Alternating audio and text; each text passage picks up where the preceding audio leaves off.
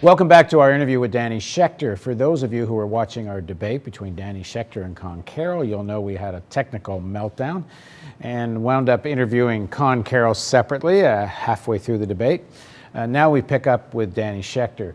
Danny's a producer, journalist for MediaChannel.org. He's the author of the recent book Plunder, Investigating Our Economic Calamity and the Subprime Scandal, which deals directly with the issue of our current financial crisis. Welcome, Danny. Pleased to be with you. And let me remind viewers again, your book was published a few days before the crash of the Lehman Brothers, and you've been very immersed in this whole issue. So we'll pick up, I'm going to assume viewers, I'm speaking to you, that go back and watch the debate, watch the interview with Con Carroll. You'll kind of know where we were in the conversation. We were talking about McCain and Obama's response to the financial crisis, and we had specifically zeroed in on McCain's proposal, our announcement tonight, that he thinks that the federal government should actually help people renegotiate, pay for their mortgages so people don't get foreclosed. And then in the conversation, we were trying to figure out, well, where was McCain planning to pay for this? So just start us off. What do you make of this proposal of McCain? Well, first of all, the proposal is contrary to what the House and Senate actually voted for with McCain's support. Although he called the bill a tourniquet at the time, nevertheless, he supported it, filled as it was with so many earmarks.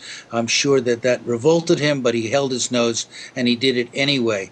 This proposal to buy up mortgages is against the basic premise of the bailout, which is to actually buy up bad paper from banks and in the process pump liquidity into the system to get the credit markets going again. The whole measure was a response to the freeze up of the credit markets. And in fact, the concerns of homeowners, the people who are facing foreclosure, 3.5 million families, was barely referenced in the bill.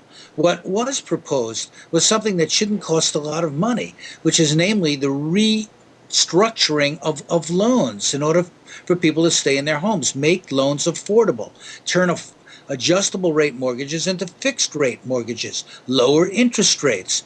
Oddly enough, a number of lenders have agreed to do this. Countrywide for one, Citibank for another, Wells Fargo for a third. Three of the big banks have agreed essentially to cut back on what they feel is entitled to them in order to keep people in their homes, because foreclosing on people actually is very expensive, and then the homes are there empty and often a target for criminals and the like. So Danny, in terms of McCain's proposal, he'd have to be talking about a whole new pot of money. He can't be talking about the $700 billion that was already voted, because as you say, that money was directed towards buying toxic debt and solving liquidity crisis. So he's talking about another hundreds of billions of dollars to take up these mortgages, except you're saying there's already a solution coming from some of the banks. But we'll see. In other words, there's a private sector, solution actually pushed for by advocacy groups like NACA, the Neighborhood Assistance Corporation of America,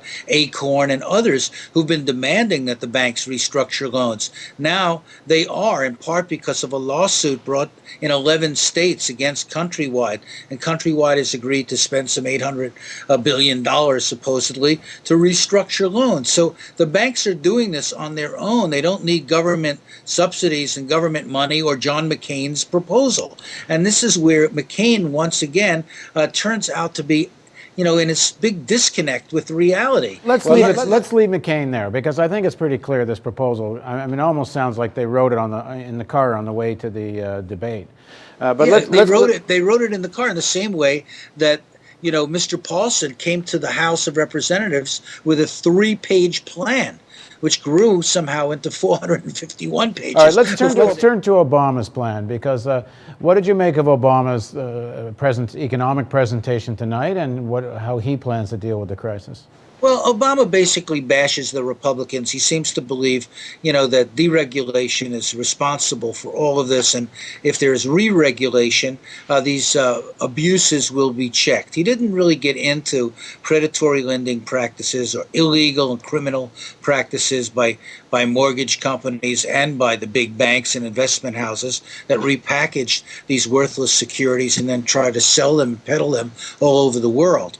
So, he also was pretty superficial on this point, basically trying to, hit a high point of reassuring people that through tax cuts and job programs will be able to get the economy going again. It's a sort of a standard Democratic Party approach. It didn't go really to the crisis that we're in right now, which is odd. Both parties in their party platforms really didn't talk about financial regulation. They're only talking about it now because of the news, basically that the system is imploding. So they're trying to come up with some kind of a proposal. At the same time, they don't want to say anything that could be controversial in any way, because then they can get into being accused of making a mistake somehow. I said earlier, I think in the interview, that this is a bit about like going to a theater and a bomb goes off and people get off their script for a couple of minutes to recognize that some kind of bomb went off in the theater, but then they realize they can go on with the play and they just get back to their script. There's no sense that of the profound nature of this economic crisis, that the world is talking about a run on the American dollar. The markets reacted to the bailout plan as if the bailout plan hadn't even passed. We're talking about being on the precipice of another Great Depression. You wouldn't know any of this from looking at either of their performances, but now we're talking about Obama, and I didn't get that sense of urgency or grasping the nature of the problem from Obama either. They keep saying, well, this is the worst crisis since the Great Depression. But the point is that this is a new situation here. There were measures put in effect after the Great Depression trying to prevent this from happening, and yet it's happening. Why is it happening? And there's no explanation really for people. Today, $2 trillion in retirement funds disappeared essentially in this meltdown. The market dropped 500 points as we speak just earlier today. So, this reality seems to kind of eluded both of them, as if they're in denial. They're basically repeating their message points. They believe, I guess, that you don't introduce any new ideas, basically. You just reinforce the messages that you're trying to convey, which are essentially, we're good guys, we have the best interests of the country at heart, and trust us and let us handle this. It doesn't take rocket science to understand two things. Number one, wages have barely moved since 1972 in any real terms.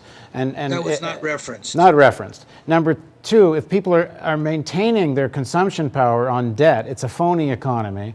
So the problem of the stasis in wages has to be addressed in some realistic way, not even talked about. And then the other point is you can't keep carrying on wars and trillion-dollar bailouts and not raise taxes, and not to be honest about that with people.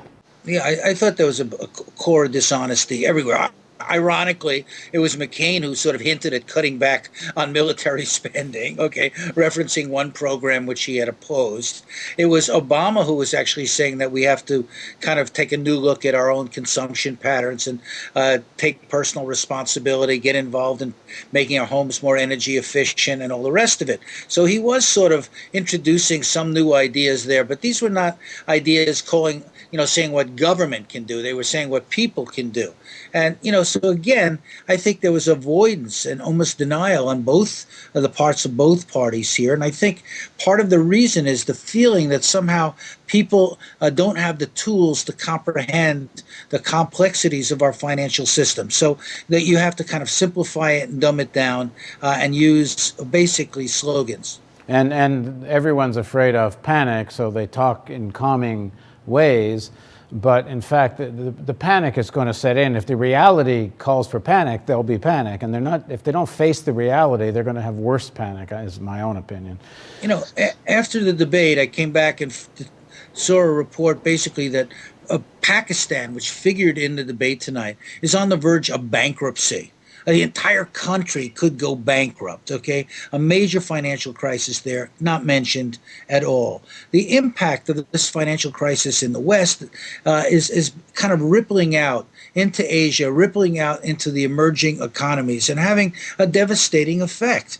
And yet none of that was really discussed. And Obama did talk about, the need for international cooperation and, having, talks and conversations with our allies. But clearly more than that is needed. There really needs to be an international summit to deal with this financial Oh, crisis. doggone, Danny, there you go, talking about the real world again.